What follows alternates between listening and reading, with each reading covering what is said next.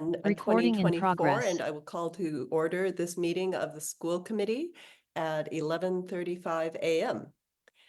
Welcome to all our viewers, and thank you to WinCam for all your help. Our schedule today is we will begin with public comment, followed by superintendent chair and chair remarks. It is the school day, so our students will not be able to join us, although I did run into them last night. Consent agenda will follow that with consideration of approval of Winchester High School trips, consideration of approval of updated policies, and then we will move into report, update, and action items.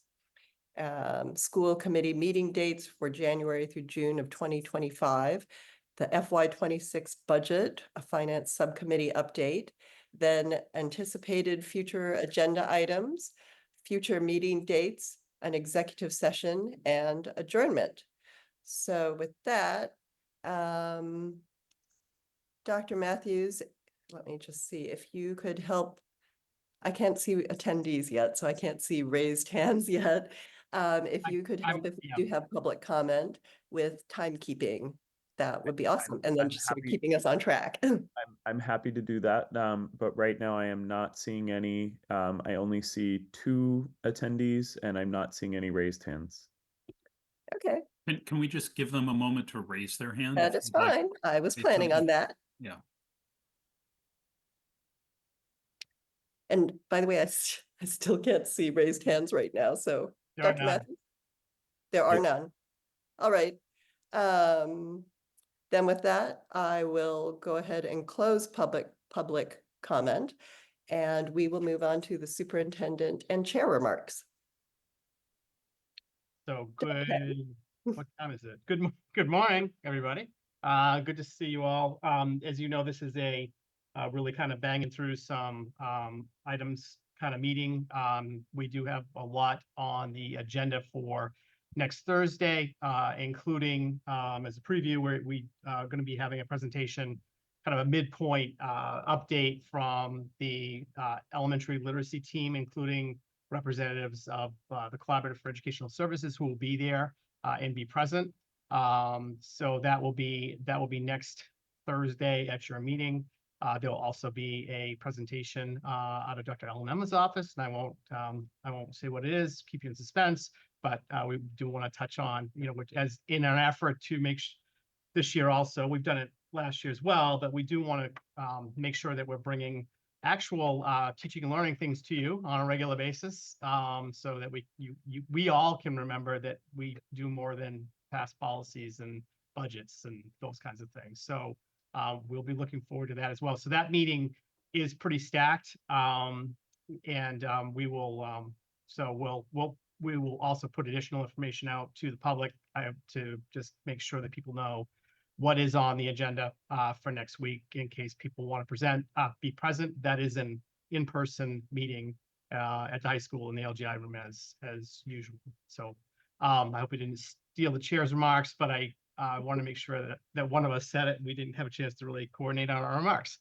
I would also, just in anticipation of the consent agenda, I would ask if the committee would consider, the chair consider removal of the trip approvals. We actually have already taken care of a couple of those that in May, the France and Italy trip, and then we'd like to get a little bit more information, or just we can pull the remainders onto the agenda for next week as part of that meeting. So we have a lot going on. Obviously, we're unbelievably not too far away from the winter break. Speaking of the elementary literacy team, they are meeting again on next Tuesday. They will also we're also looking to schedule them for a couple of staff sessions. Actually, I believe also on next Thursday, as it turns out, for in person, and then I believe they're going to do another remote possibility or option for staff. And when I say staff, I really mean elementary staff, teachers, specialists, just to give everyone a chance to hear kind of what the work has been, and to be able to have kind of do Q&A. And we will also, so that will be happening next week. They are also scheduling potentially some actual site visits just to be able to kind of go in and see some by volunteer only, obviously, but in our schools to see some literacy instruction in action. So, and I see that Mr. Mahoney's on here. Late breaking news, Mr. Mahoney, we are going to move the high school trips to the 12th. The committee actually already approved France and Italy back in May. That's how good we are. So you are welcome to stay on, or you are welcome to go do whatever you need to do as high school principal. So I'll go do lunch duty, but I'll stay on for like 5 minutes, but then no, I'll you're cover welcome lunch. to stay as long as you want. Thank you. I'll turn my video off. Okay. And now I've lost my train of thought. I'll edit that, and if anything else occurs to me. Oh, I'm sorry.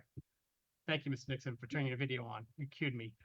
So the MSBA actually was at Morocco today as part of their every so many years, they actually do a comprehensive review and site visits to every school in the Commonwealth as part of their process.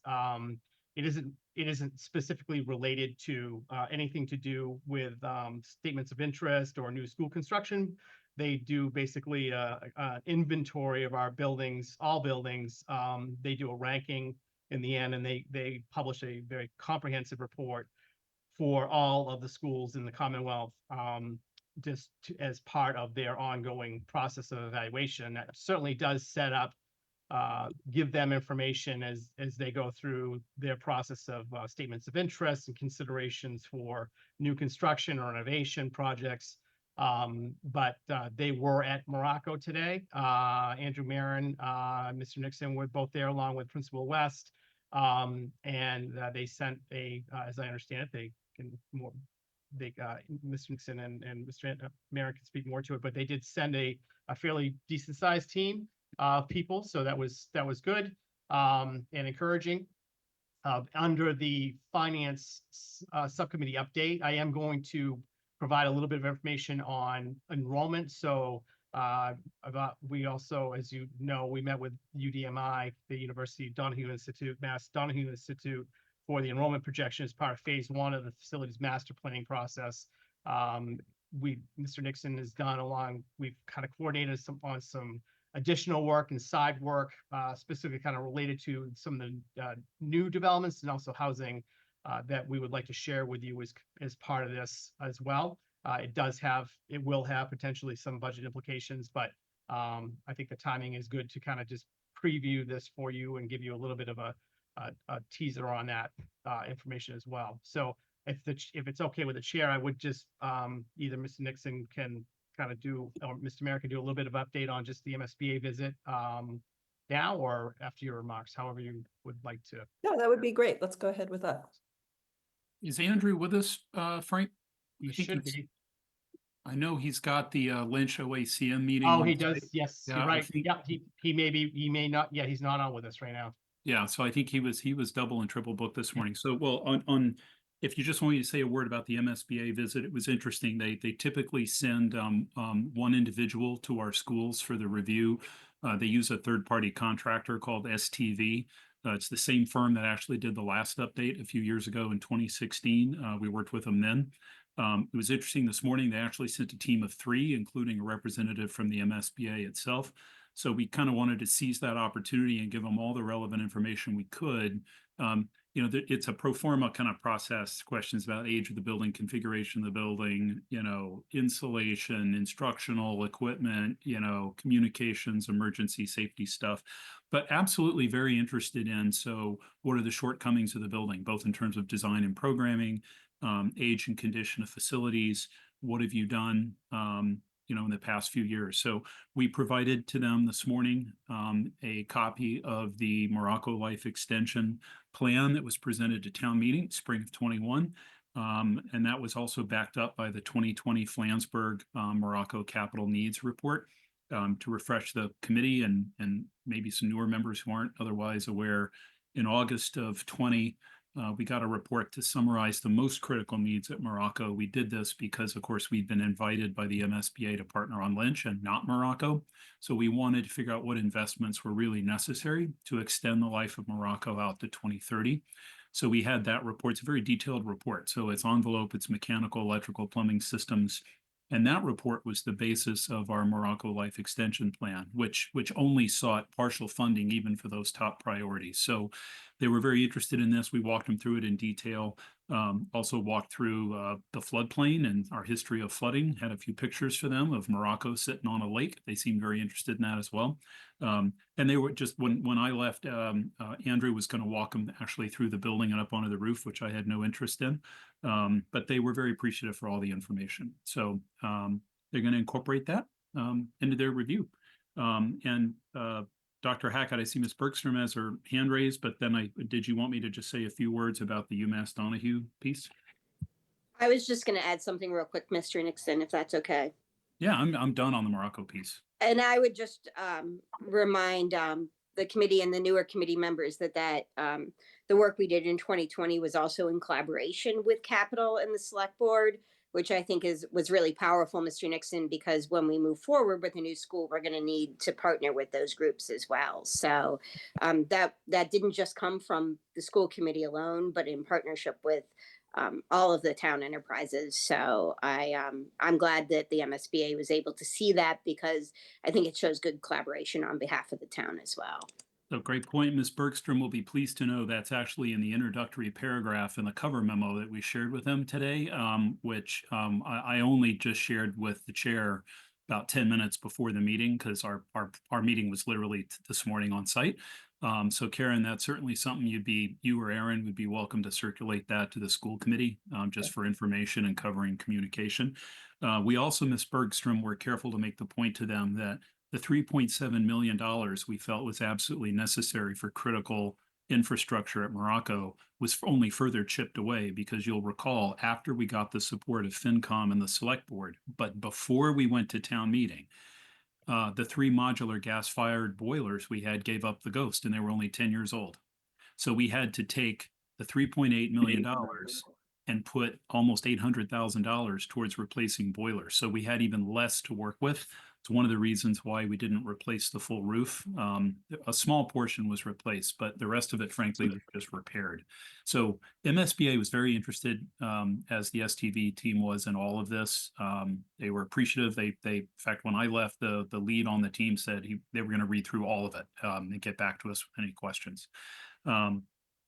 And I just want to put in a plug, Dr. Hackett, for Mr. Marin, who, I mean, these visits are a little bit like a game show. You don't know what questions are coming, and you better have the answer. And it's impressive to watch Mr. Marin have the right answer on so many detailed questions about buildings. He can tell you how many wireless access points are in every building and when they were put in. So I just appreciate that. He's sharp and he looks it. But on this note, if shall I segue, Madam Chair, just to an update on the UMass visit and phase 1 of the master plan? Yes, please Okay. go ahead. So on right before Thanksgiving, I believe it was Thursday, November 21st, just on the heels of town meeting, the UMass team visited Winchester, where they were here for a full day. They got a quick nickel tour of the town. They wanted to see our school sites. One member of the team, the lead, was with us in 2017. There's a new member of the team for whom Winchester is not as familiar. Ms. Bolanese and I actually picked him up the train. We gave him a quick nickel tour of the town so they could just see our school buildings, which they thought would be helpful. And then we went to the Lincoln School and spent really hours going through really kind of 4 buckets of information: planning and zoning. So what's new, what's happened since 2017, including, by the way, some of the rezoning that had just been approved at town meeting. So the timing couldn't have been better. We reviewed housing and development, both what's happened, what's approved and under construction, and what's pending. Dr. Hackett presented an enrollment update. And then we talked a bit about the potential for district programming and how that might impact enrollment. But we were careful to say, no, we haven't really had that conversation yet at the school committee table. Made no decisions, but there's the potential for that. We were supported in this meeting, so we had some representatives from the planning board. Our town planner, Taylor Herman, was with us. We had our FinCom representative, Mr. Rohan, who I think is actually watching our meeting this morning. So we appreciate that very much. We've also been getting a lot of support from the town's building commissioner, the town assessor, Dan McGurl, and our town engineer, Matt Schuman, who are all kind of, they either weren't here in 2017 and or they're in new roles from where they were in 17. So they've been doing some nice work pulling together a lot of information for UMass, again, around demolition, new construction, housing units, development, et cetera. And then we ended the day. I want to just give a shout out to Winchester's Council on Aging. They made the Jinx van available to us with a driver. And we went on another tour of Winchester. This one really just kind of focused on development. Taylor Herman, our town planner, did a great job, having already presented the zoning changes at North Main and the overlay district with the 3A Communities Act, that pertains to areas of mass transit. Taylor did a great job kind of stopping along the way and pointing out to the UMass team where these areas were, where the real potential is for housing. I thought it was a very meaningful and productive day. I would certainly welcome the chair, Dr. Hackett, to weigh in with their comments too, but we got a lot of positive feedback from the UMass team. They did tell us at the outset, as I think the committee is aware, their approach to this task is very unique. They are looking at a lot of macro data. So they're looking at the Commonwealth, they're looking at Eastern Mass, they're looking at Middlesex County, they're looking at employment trends and some of the most represented sectors we have in Winchester, for instance, healthcare and in finance. To begin to kind of draw some conclusions. They shared with us at the opening of the meeting, their macro work is essentially done, which is why they were then kind of pivoting towards looking at us specifically and trying to understand what has changed since 2017. So we've just been feeding them a lot of information. That includes, by the way, a draft of the housing production plan, which I believe is going to be shared in a joint meeting of the planning board and select board on the 16th. So if anybody's interested in that, be looking for it because that's interesting information as well. So anyway, having said all that, there's really just three things that I wanted to share with the committee at this point in the meeting that gives you kind of an indication of some of the things that the information we're gathering, and it's sort of a tell maybe for where this report is going. They didn't share with us what the macro data suggests. They literally held their cards close. So we don't really know what their report is going to show. But this is some of the information that we've been gathering. So if I may, let me just pull this up and hopefully you guys can see this. So here's a chart that tracks district enrollment versus housing units going back to FY10.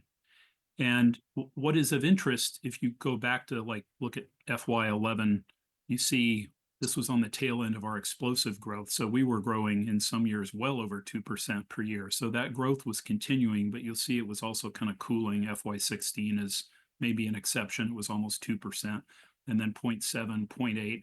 FY19, we dropped a little bit. FY20 back up about 1%. But you could see the growth was there, but it was cooling a little bit. What's very interesting is look now to the right, which this is the next column captures our housing units in town. This is something the MSBA is always very interested in. They generally assume a 0.5 student per housing unit.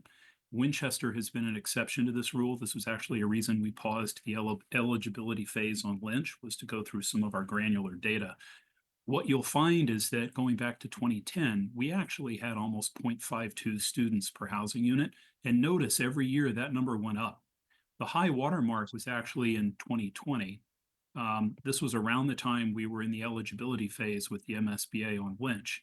And we were approaching 0.6 students per housing unit. So you can imagine why that is significant if we're an outlier to other communities. The reason I've highlighted this is note the high watermark of 0.57 students per housing unit is FY20. Now come back to the left, and thanks to COVID, we all know what happened with enrollment. It started to take a dive. So what I've highlighted for you is FY21 through FY25. So this is the projection Dr. Hackett shared with us at the last meeting. Or excuse me, our most recent enrollment, not yet posted on the dashboard, I should say, 4320. This is K-12, not pre-K through 12. So we actually have a modest increase. But going back to FY20, our enrollment has gone down by 290 students. We're down by a little over 6%. But as the committee is well aware, we've had some significant developments in the way of housing in Winchester. So look at what's happened to our housing units. They've actually, I mean, every year they go up, but they've really accelerated. So over a period where our enrollment has gone down by a little over 6%, notice how our number of housing units has actually gone up by 3.4%. So this has obviously had an impact on that ratio of students per housing unit. We're almost back to where we were in 2010. We're down to about 0.51, 0.52. I wanted to share this with you because it sort of raises a question if we aren't coiling a spring. If one takes the position that our drop in enrollment was very much sort of a momentary thing on the overall timeline due to COVID, and you look at that FY20 number, FY25, notice the increase in 66 kids.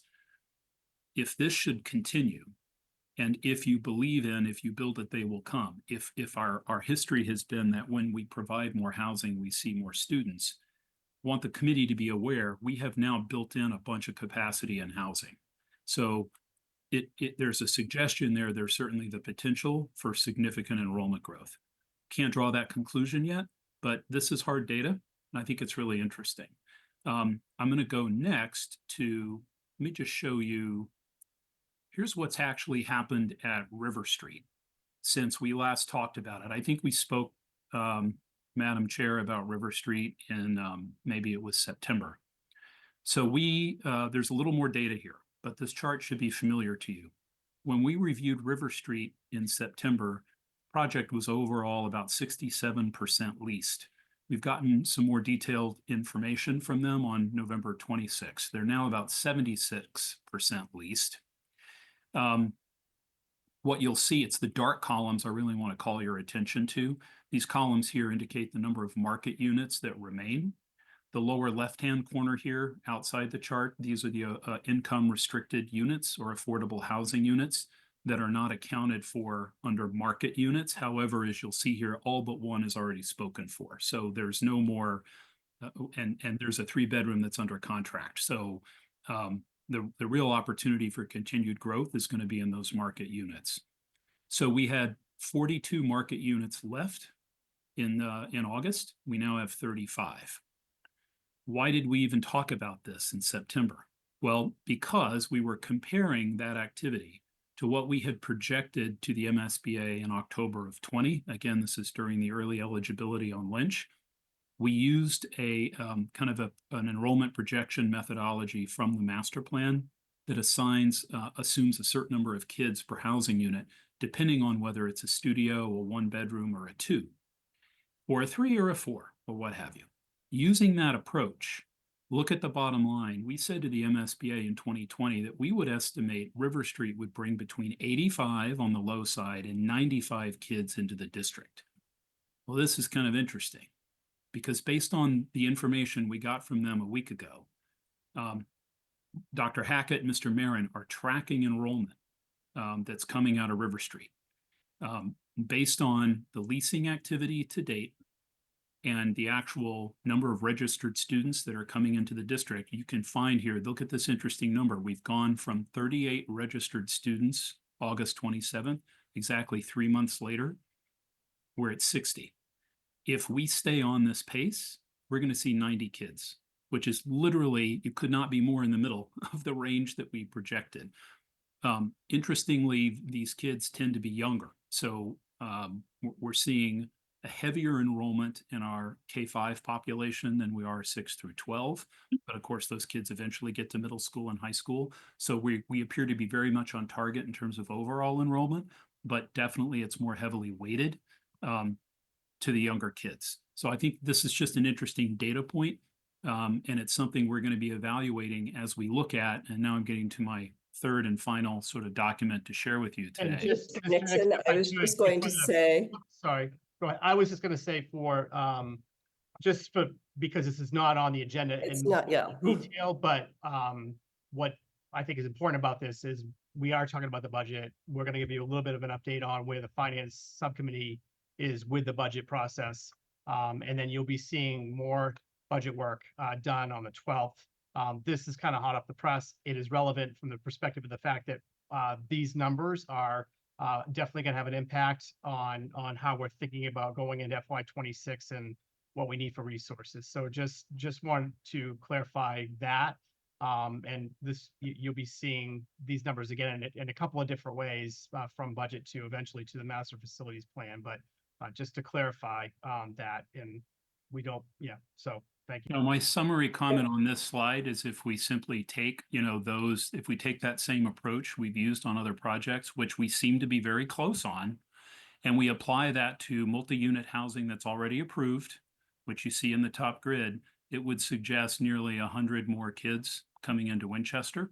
So you'll get that detail breakout at another date, but with this is kind of give you an idea about how we model that. And then if we separately look at pending projects that are not yet happening, but that we're expecting in the next 5 to 10 years, there is an additional little over 80 kids as well. And of course, this kind of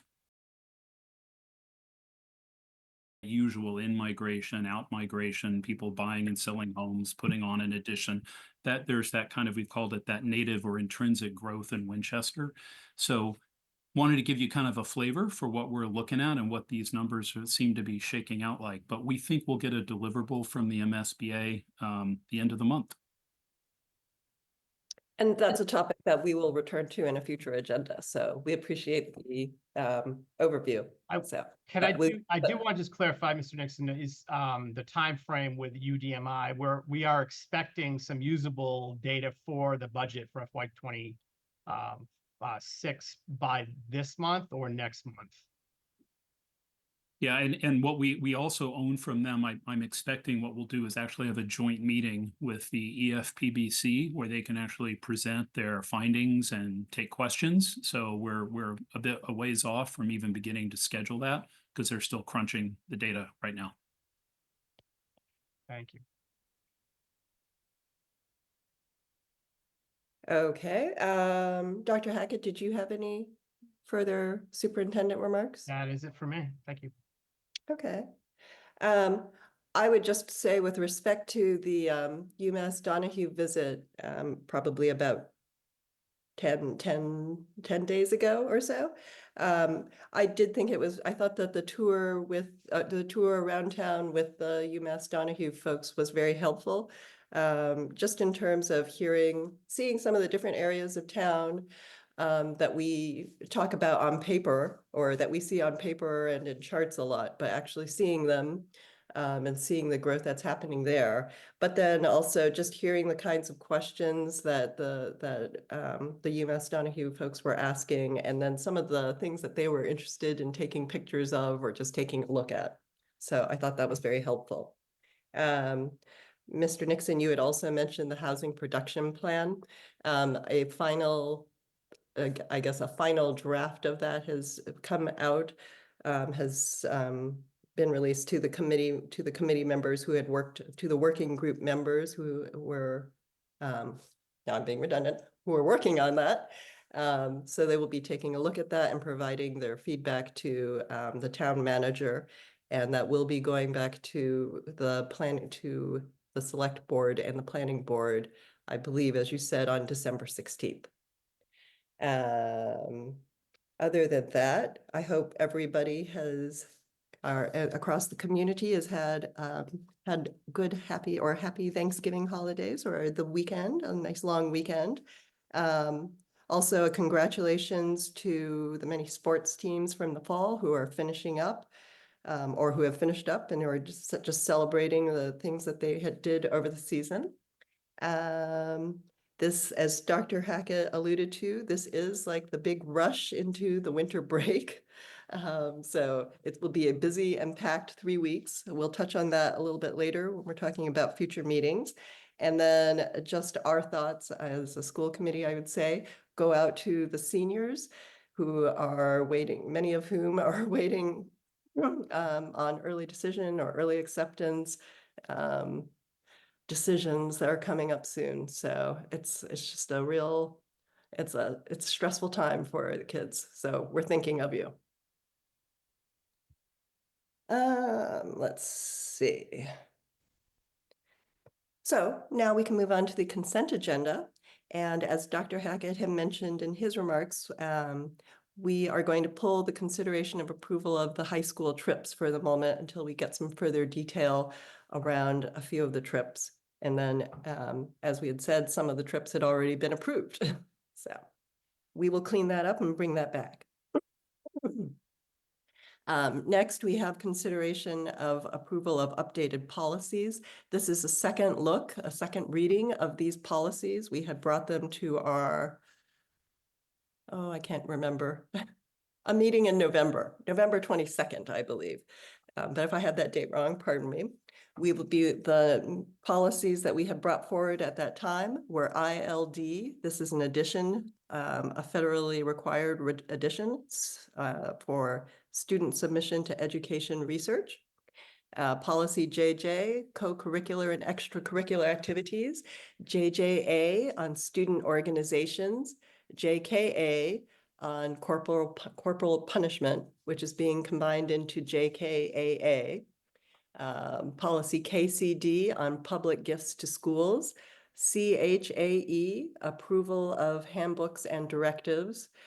These, beginning here, these are policies that are going to be deleted because they were deleted from the Massachusetts Association of School Committees' own policy manual as they were doing their review. So GA, personnel policies goals. IHAI, occupational education. Policy JJG on contests for students. JA on student policies goals. And JICFB, anti-bullying. And just to clarify, this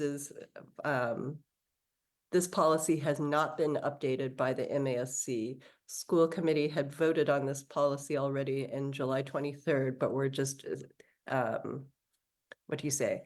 Codifying that we have reviewed this policy in this round of policy review. So with that, I would accept a motion on the consent agenda. Motion to approve the consent agenda for the policy updates. Oh, I have a question from Ms. Bergstrom. Yes, Ms. Bergstrom. I just had a quick question, and I don't know if it's for you, Miss Bolognese, or Dr. Hackett, but we have been going through a large number of policies. The last time this was done was about 10 years ago, Dr. Hackett. At which point, or what is our threshold for knowing which of these should also be going through legal? Generally, we take our cue from MASC, as you know, they Yep. do have legal review. Anything that they've updated, or what Ms. Bonas has been doing, is we're cross-checking against the updates, and there have been updates with the MASC. So anything that's updated, as you can see, is part of this. Anything that's kind of more specific to us, or we have language that differs in any kind of substantive way, or want to have language that differs in a substantive way from MASC, we would run through legal. Part of the process that I think is important that Ms. Bonas has been doing, and part of what we want to do just for documentation purposes, is note that the policies have been reviewed. Right. Date that they've been reviewed, because I think that it is just helpful for people moving forward. You know, when whomever it is goes through this, at whatever time they go through it again, can see that they were actually touched. That's new. That's not been something that the district has done before in terms of. We did it about 10 years ago, but yeah, Miss Verdicchio was the last one to do that. But yeah, I don't think they've been marked, though, on the policy themselves as having been reviewed by the school committee. I'm sure that you can pull them out of the minutes, but I don't think the actual policy notes. Okay. Like if there's a change, it's noted, but there's not been like reviewed on notice. So. Got it. So if there's any substantive changes to any of these policies, that's when it goes through legal. And just, you know, so the community knows too, that because when we see a big block of policies like that, like this, it when it's noticed on the agenda like that, I just want to make sure that we're clear that if any substantive changes were being made, we wouldn't be doing it under consent agenda, and we go through our regular policy review process where we talk Yes. about it at the table and things, right? Correct. I would just point Got it. out that we did bring this to the previous school committee meeting. Right, we've And had at the 2 readings. time, we went Yep. through as a first reading, and we went through and we said, well, these are all minor changes to the Yep. block. And then some are deletions, but yes, you are correct. These are Just all minor clarifying the changes. difference, Ms. Bolognese, for you, that it's not, Yeah. that it's not like when we did the bullying policy and we had, some discussion at both at policy and at the table. And so we're not just like pushing things through. We're actually being responsible about touching them and making sure that they're matching MASC, but that's all. And it does come through the policy subcommittee, and we do take a look at these and just Right. to clarify, or just to be clear. Yeah. These are all these are all policies that have minimal updates. Right. like That's what I'm just clarifying verbiage. too. Yep. Yeah. Yep. So, but thank you. That is a good point.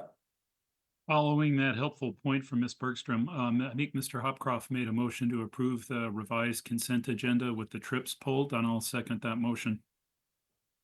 Thank you. And as we are online, we have to do a roll call vote. So all in favor, Mr. Hopcroft, Aye. Mr. Nixon, Aye. Ms. Bergstrom, Aye. and Dr. Matthews. Aye. And the chair votes aye, so the vote is unanimous. Thank you so much. Excuse me. Next, we'll be moving on to the report update and action items. And the first one will be the school committee meeting dates for January to June of 2025. So as you know, earlier this year when we were voting the school committee dates for this year, we decided that we would try and move off of the Tuesday evening and move to Thursday evening and see how that worked for our staff and administration. So Dr. Hackett, I'll let you make a comment on that. No, certainly. I mean, I will just say that moving to Thursday has been, we have found it to be a much better timeline in terms of getting ready for the meeting itself, when the posting's required. As you know, when it's a Tuesday meeting, we have to post on the previous Friday, so we really lose the entire weekend for anything prep work, or we have in my view, kind of artificially lose then the Monday and the Tuesday of the week because we can't really change the agenda at that point. So it gives us a longer runway. And I can also tell you that, and I don't know how you all feel, but we did meet on a Tuesday not too long ago. I believe our last meeting, and when I woke up and realized it was only Wednesday, I was disheartened. I do appreciate that that when we meet on a Thursday, there's one day left of the actual work week, because there's a lot that goes into this. So it would be my recommendation to continue with Thursday meetings. Obviously, this is your meeting and it's your decision, but would be the recommendation, and these are how the dates fall out. Just kind of keeping the schedule that we normally have. You will note a couple of things on here, and Aaron Allen has noted the Springtown meeting is on the first night, I believe, is May 1st. Maybe it's not the first night, but it is there's a town meeting on May 1st. We also have the budget approval that has to be done no later than January 30 on here. And we have scheduled the budget hearing for January 23rd.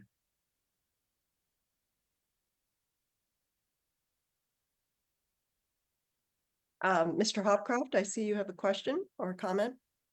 Yeah, I was just gonna say, I am supportive of the continuing on Thursdays. I just wanted to note that I have a conflict on May 15th, but that wouldn't preclude the committee from meeting without me if there was a quorum. Mr. Nixon. Thank you. Just a very, very sort of specific observation, and I don't have Dr. Hackett's budget development calendar in front of me, and can't remember if we discussed this in detail, but pre-COVID days, we would identify a snow date for the budget hearing. This is before the days of Zoom. And I think we had, for a time sort of acknowledged, well, we're meeting over Zoom, so we don't really need to worry about inclement weather and so forth. Now that we are back in person, however, and there are specific advertising requirements for a public hearing, I'm wondering if it makes sense to actually identify that Tuesday, I think it would be the 28th, as the snow day for the public hearing. Only because if the district actually is closed and shut down, I'm not really sure we would be meeting even over Zoom. I don't know if that's technically allowable or what the public's expectation would be. So I'm sort of surprising you, Dr. Hackett, with this question, but I'm just curious I'm asking, what do we need to do just to be thoughtful about a snow date in terms of planning and scheduling? It is a hearing, so we got to be thinking about how we advertise this as a backup. It's really up to you. It's allowable for any committee to meet if there's a snow day. You can still meet. You've done it in the past. You can continue to do it, but your question about kind of what's the public expectation, and it does take away, although some would say it gives more access to the I was public, just gonna say that. right?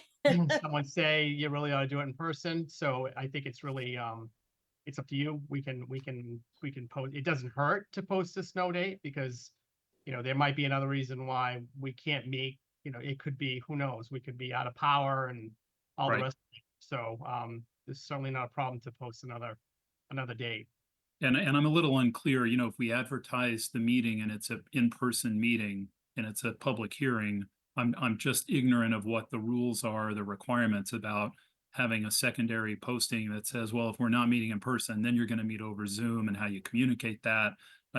I tend to err on the side of being conservative in something like this, and would suggest maybe we should schedule a snow day. And it could be that following Tuesday. I think in all the years I've been on the committee, we had to do that only once, but it's January, it could happen. And not that you would want to do this, but because we've been through this a couple of times in conversation with town clerk, you can change, if you had to change from a in-person meeting to a Zoom meeting, or even change the room assignment of a meeting with reasonable notice even within that day, that is allowable. It's certainly not, we don't want people confused about where we're meeting and when, but just only because we've been through that. But so we can certainly post the snow day. It's completely up to you. Well, we obviously have plenty of time to figure that out. I just wanted to throw that out as Not a ton of time. I was gonna Yeah, say, you gotta that's post right, a it's month a- ahead. Yeah. That's right. It is a hearing. So yeah, we've got Yeah. more runway on the advertising. You're right. And Dr. Hackett, I think if we, with respect to the proposal of January 28th, it seems, I mean, I suppose you would be able to tell if a big snowstorm is coming in advance, but if the meeting date were February 4th, the Tuesday thereafter, does that still work with the town, with the town deadlines?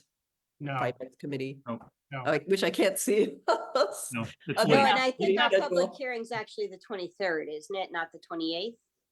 the public hearing's on the 23rd. Oh, yes, they are. Now I see that. All right, so Yeah. there. But then we have our approval on the, yeah, okay, I see what you're saying. Right.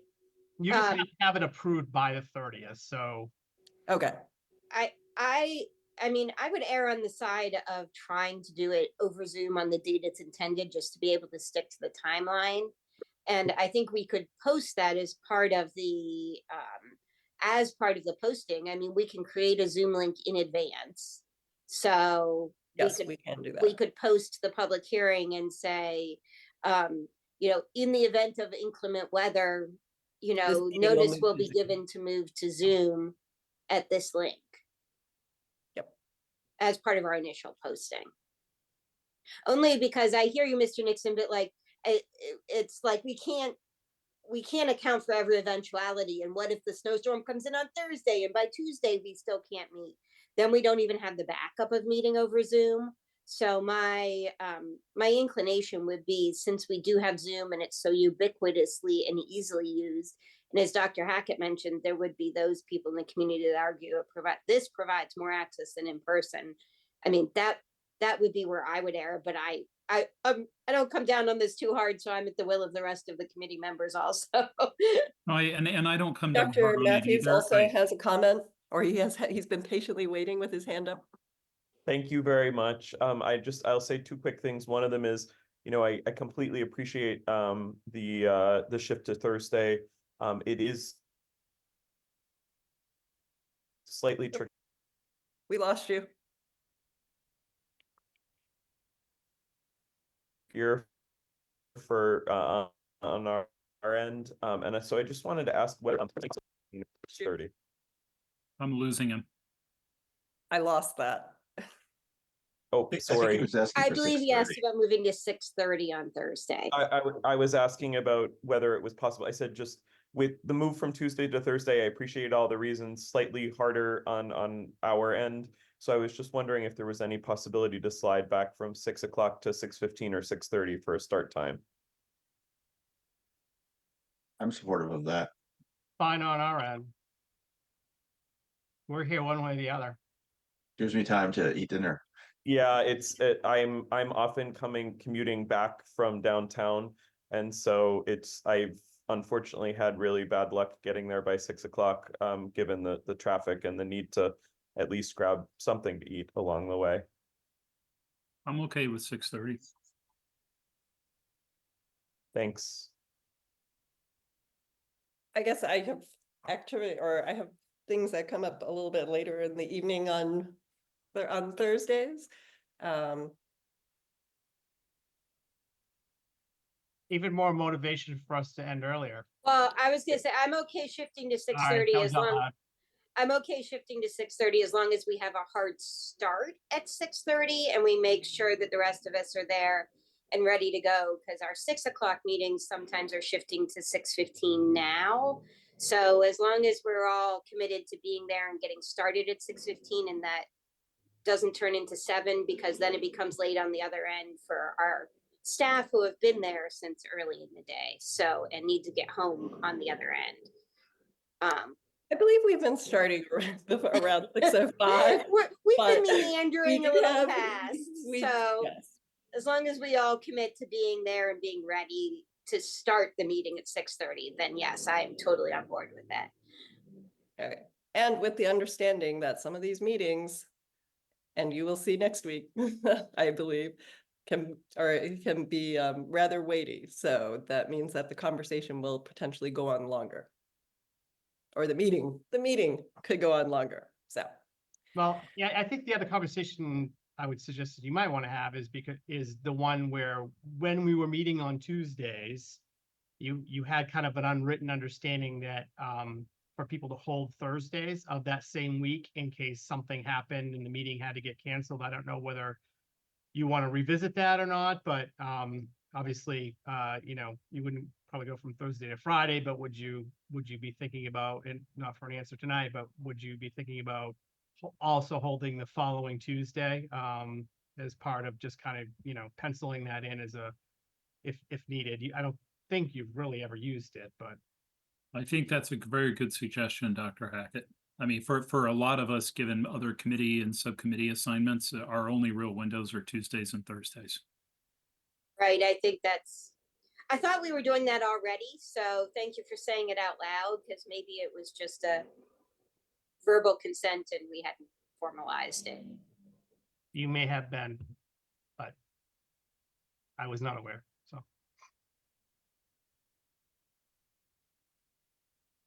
all right.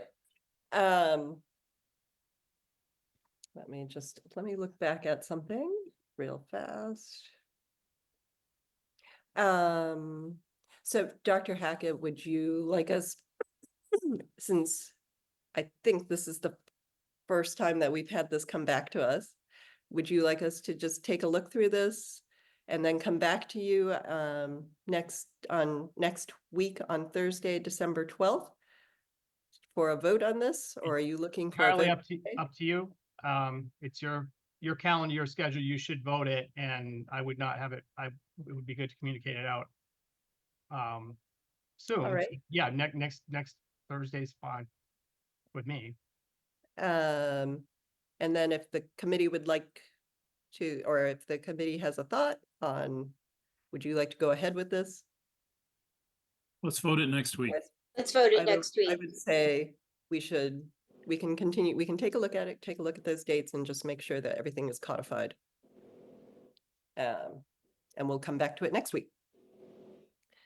Ms. Bolognese, can I ask, did somebody go through and make sure that's not falling on none of those dates are falling on any major holidays? Ms. Allen did. Awesome, thank you. That's good to know. Then I don't have to do that myself. She does it all the time. Thank you. And thank you to Miss Allen. She has an incredible grasp of holidays around internationally around the world. Ms. As Bolanese, long as she also likes to celebrate them. Mr. Hopcroft? if we go with a slightly later start time, which I'm supportive of, perhaps we should be thoughtful in agenda creation, and if we need to use one of those Tuesdays to keep the load, and the timeline, manageable, and also, for each of us committee members, and I know I can talk at times with the best of them, but if we really try to stick to the suggested times on the agendas, as much as possible, then, understanding that you have commitments after the agenda time, but perhaps we can just sort of load balance that a little bit better so that we don't go on too late unless needed. Thank you. Mr. Nixon? This last comment would be, if we haven't already, Dr. Hackett, can we just take a look at the spring town meeting calendar? Because our Tuesdays never conflict with town meeting, Thursdays can. The only date that conflicts right now is the one I showed, I believe, May Right first. 1st.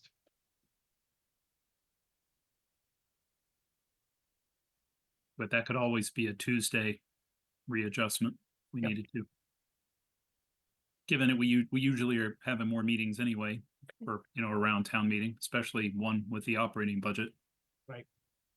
So if school committee members have any feedback for Dr. Hackett and Miss Allen on the calendar, any further feedback, then please send it on to Dr. Hackett and me and Miss Allen and to me. And we will take care of that before next Thursday. All right, moving on. Next up, we have the FY26 budget, a finance subcommittee update. Finance subcommittee had last met last Tuesday, the 26th, right before the holiday break. Thank you to Ms. Bergstrom and Mr. Hopcroft, Mr. Marin and Dr. Hackett. So if you would like to provide any thoughts, or I believe there is also the presentation in our binders from that meeting, that would be great. And I can't see everyone who's here on my screen. Is Mr. Marin here, or is it just he me, is- Mr. Hopcroft, and Dr. Hackett? It is just you and. Okay. It's Yes. just the lonely us. Yes. No worries. I just didn't want to steal his thunder if he was here. Small but or mighty. Not acknowledge him. Yes, I know. He's actually deep into detail with a Lynch project. So Okay. So I thought I heard Mr. Nixon say that when I first came on. So we did in fact have a meeting just this week or just last week before the Thanksgiving holiday. Our next meeting, I will start there. It will be Wednesday, December 11th. All these meetings are being held on Zoom at 7 p.m. I think it's interesting to note that we have had some community members joining us for these meetings as they've been posted. So I think that can be really helpful to us moving forward to be able to anticipate some questions and some thoughts from the community on this budget as well. If we did review fees, as we talked about in the last meeting. So I think, Dr. Hackett, we were going to move to the new information, which was on this year's updated information on the special education budget. So we did review the budget for FY25. And Dr. Hackett, if you'd like to talk a little bit about that, I would turn it over to you for. oh, yes, thank you. So we are now at a point where the year has we're in a good place because the year has kind of settled out, but not entirely. Certainly our hiring is settled out. We have, any open positions we have now are positions that either just opened for a long-term subs, or we may have some positions that have been a little bit more stubborn to fill that are open still. But just from a budget standpoint, we have a very good handle on where we are with our salaries at this point in time. Obviously, anything can happen. We would occasionally and have occasionally had the need to hire an additional support person for a special education student who moves in, or some additional EL services if we have a bump in the need for languages support, those kinds of things. But it's best as we can predict and project. We are in a place where we can say with good confidence right now where we are with our salaries and in the budget, which is obviously a huge part.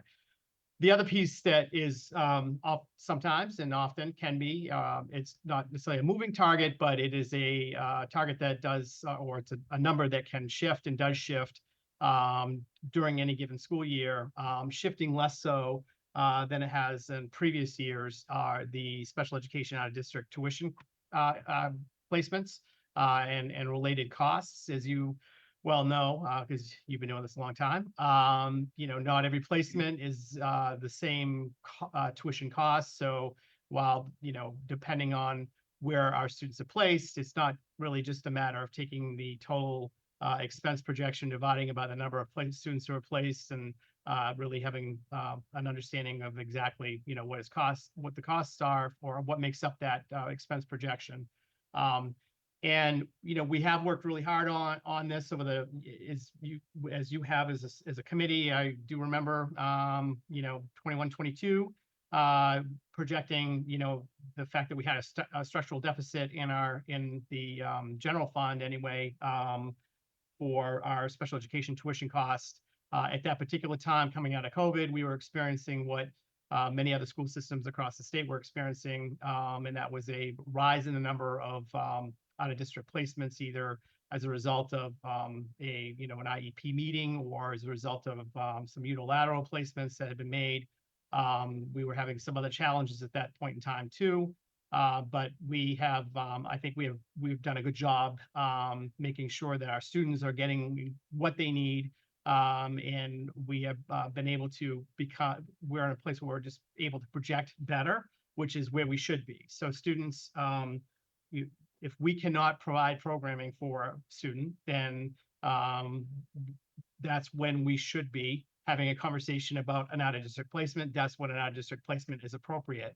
And we are much better and much more on track, I think, with just that general, I don't want to call it philosophy, but that how we operate than we have been in previous years. We've done a lot of work in and around our language-based program. For example, at BO at the elementary level, we have since been able to hire for at the end of last year, coming into this year, a program supervising position, which is doing a lot of evaluation along with our new special education director, as well as an assistant director who's also covering our out-of-district placements, and with an idea and hope that we make sure that our in-district programs are as strong as they can be, and that we can service as many students as we can in district. Obviously, it's the right thing to do to keep our students in district. We want them with their peers. We want them with their friends. We want them in their neighborhoods.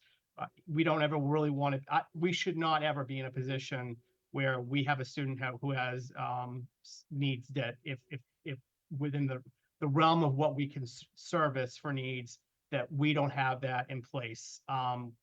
And I think we are doing that now. I think we're certainly getting better all the time. So in terms of the actual projection for the current year, you can see in the far right-hand column, the FY25 actual projection. Clearly, the budget is the budget is the budget. So in the first row, the general fund amount of money that we budgeted for our district placement in the operating budget is about 2.7 million.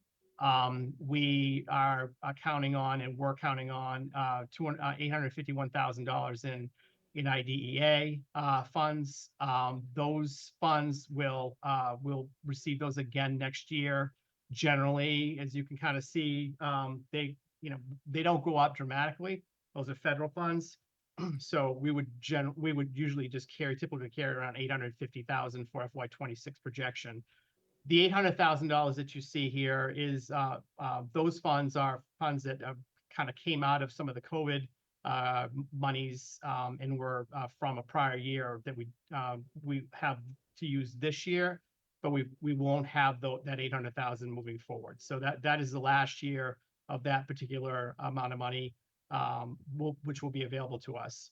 The circuit breaker, which remember you spend in arrears. So these are funds that we received last year.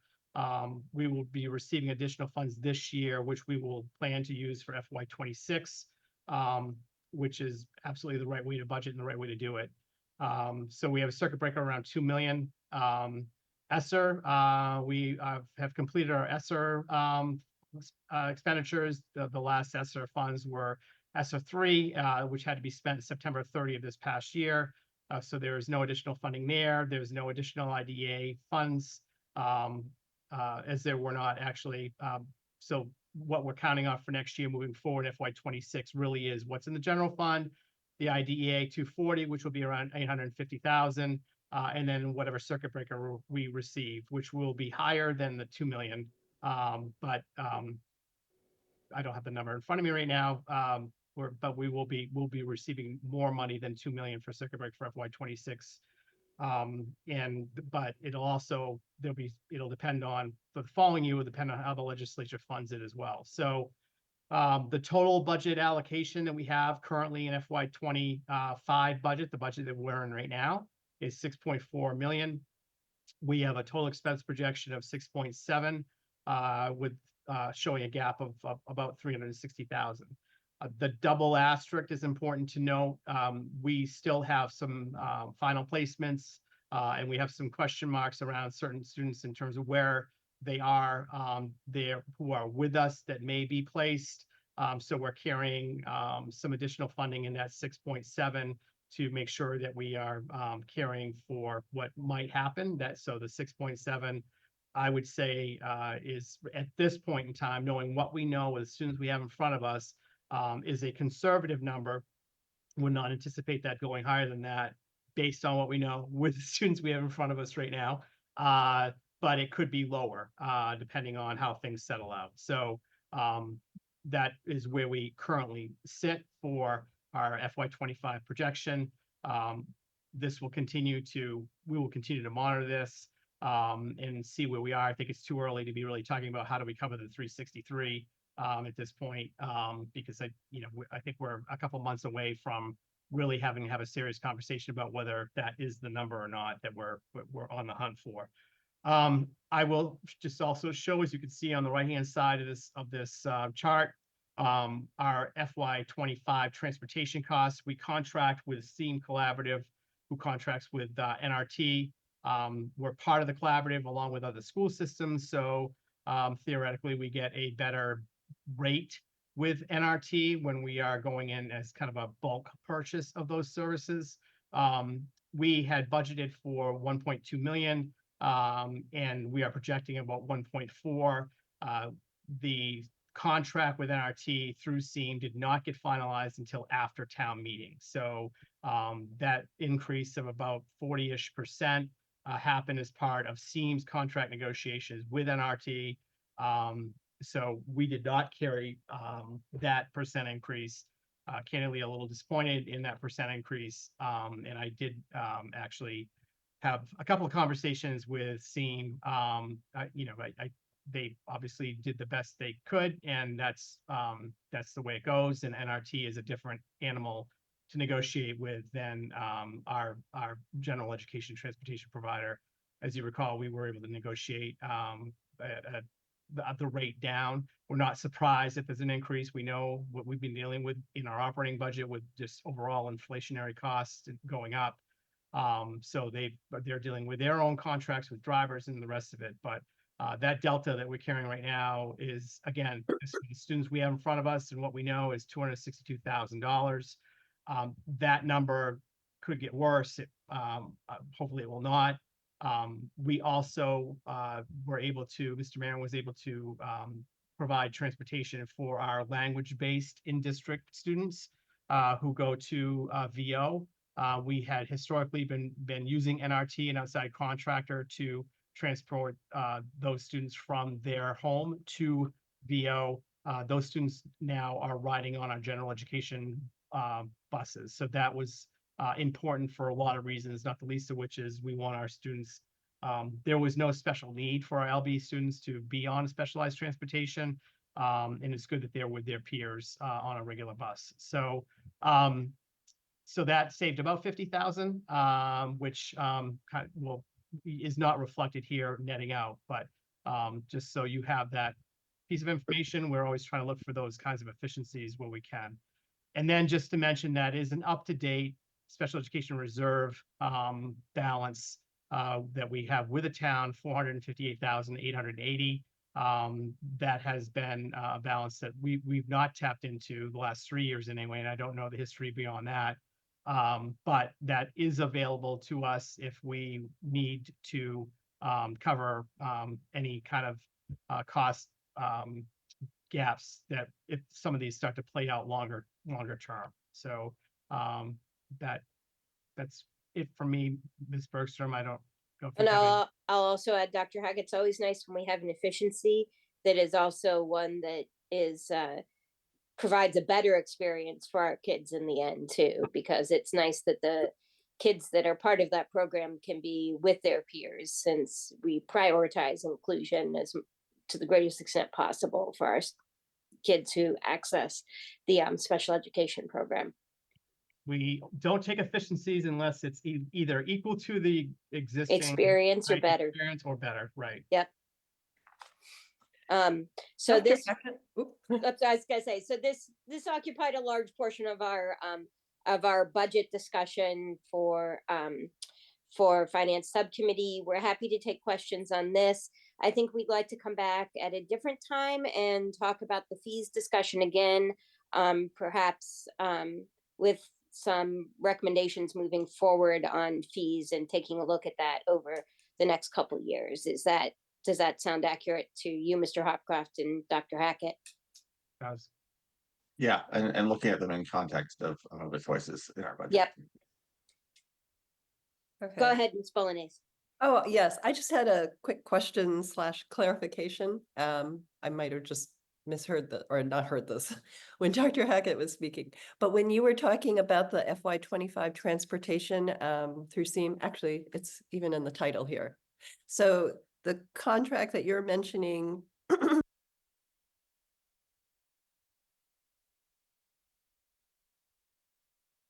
Recording in progress. So that number basically comes to us. It's something that they've negotiated, and we have not been able to negotiate that directly ourselves. Correct.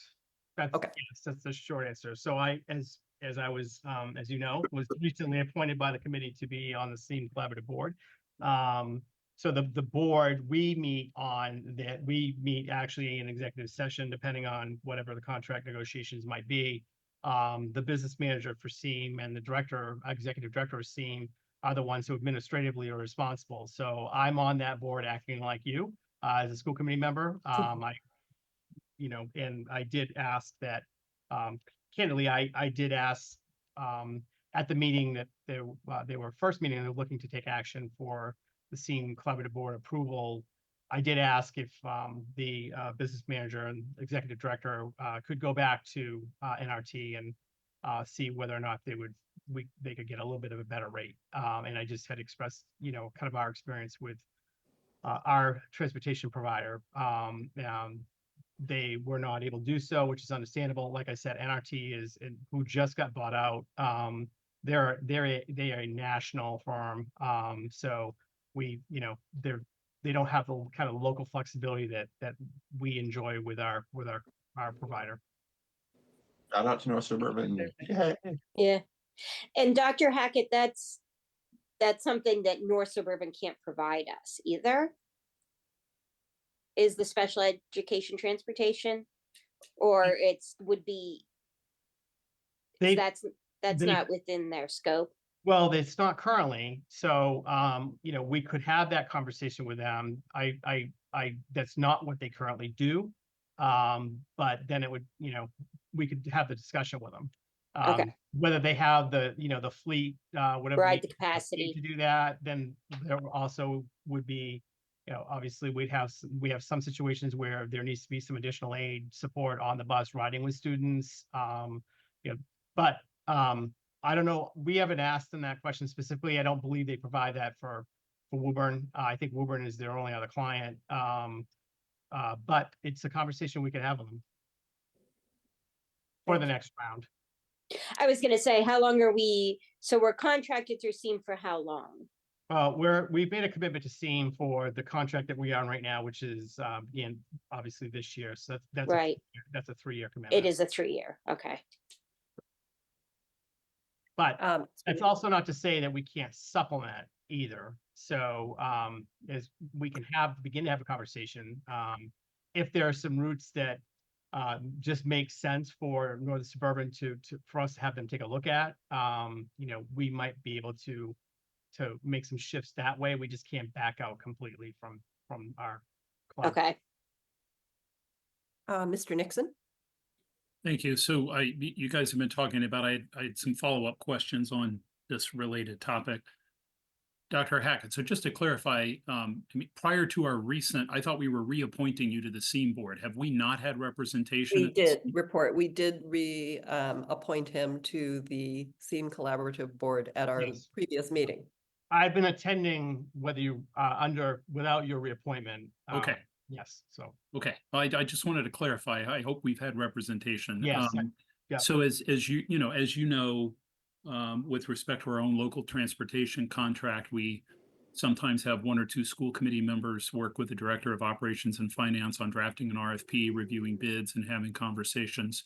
I'm curious to know, and I don't need like first name, last name, but can you give us a sense of, are there any members of the SEAM board? Do you have peers from other districts who participate in either drafting the transportation contract, negotiating a transportation contract, or is that handled only at a staff level by SEAM? There were 2 SEAM Collaborative board members who are also superintendents, who worked with the executive director and the business manager to do that. Okay, and I also just want a little more clarification. I think I heard you say, so it's a multi-year contract. It's a 3-year contract. But did I hear you say our obligation is only for the coming, is this the third of 3 years coming, or is this not the first year of the 3 year? This is the first of 3. Okay. And then my understanding is that what we're actually on the hook for depends upon which students we're sending. Correct. Require transportation, right? Correct. So when you talk about the potential whether our local transportation vendor can pick up some of this, that would be literally because we've identified specific students and who can like go on our own transportation, right? Correct. Okay. Potentially, yeah. yeah. Okay, thank you. For example, Mr. Nixon, the students that we were transporting through NRT to VO, we rearranged and have them on our general ed transportation. We pay, we pay for what we need, even though we're in a contract. So it's not that there's a contract like what we have and we know what those costs. Well, even with us, we make adjustments. So it's a kind of a pay as we go contract for us based on what the needs are. Yeah, got it. Thank you. Any other questions from other members for Ms. Bergstrom or Dr. Hackett or Mr. Hopcroft?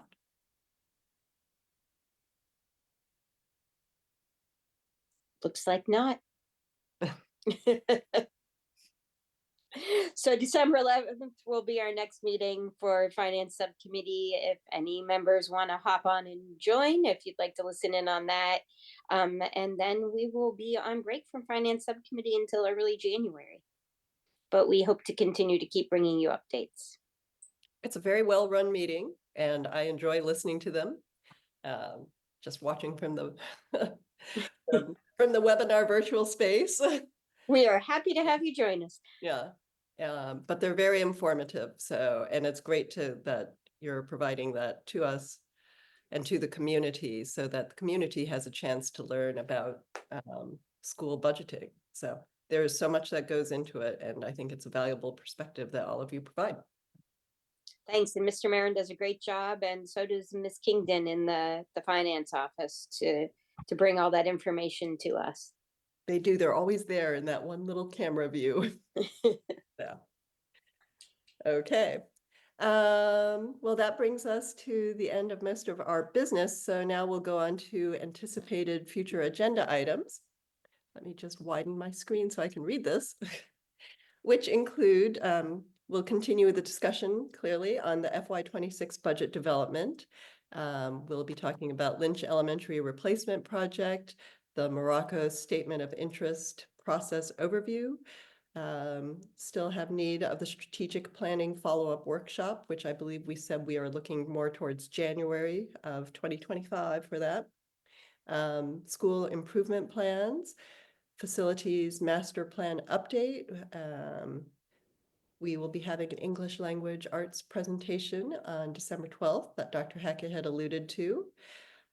Also talking about district programming in relation to space and enrollment.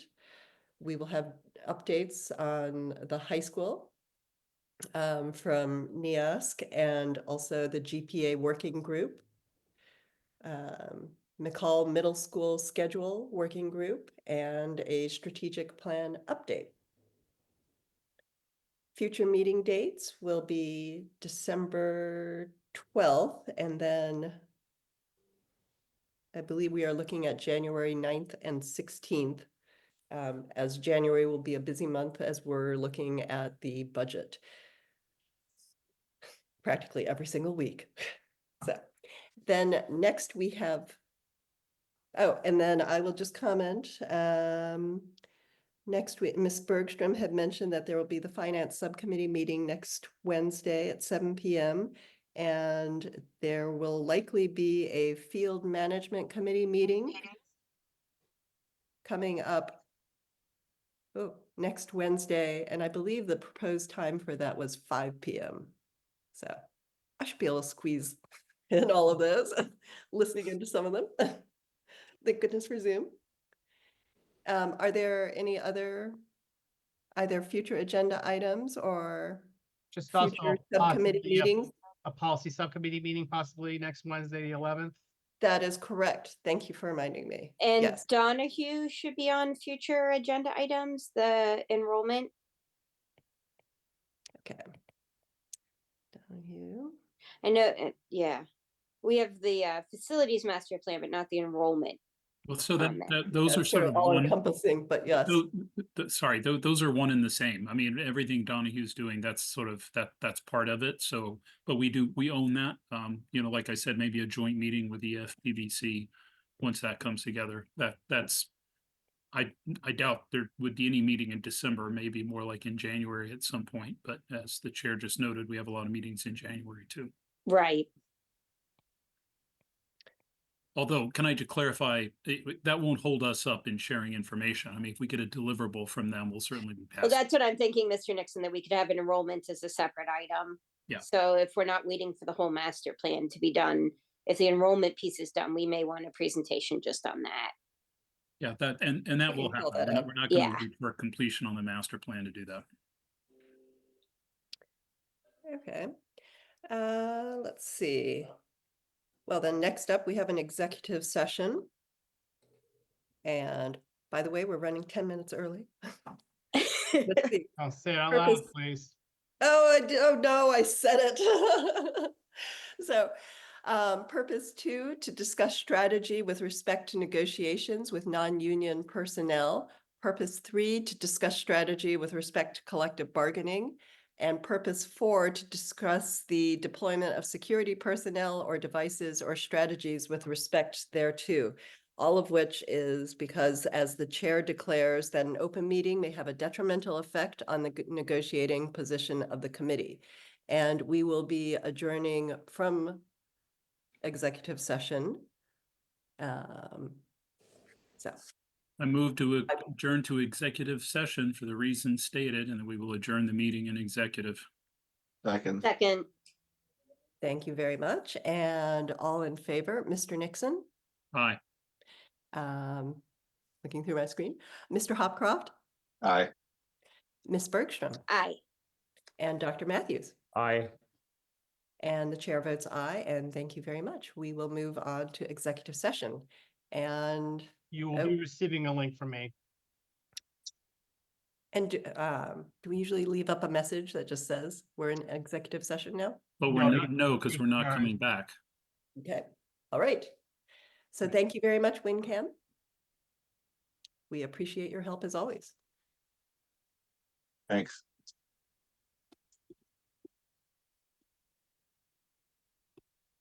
See you in a minute.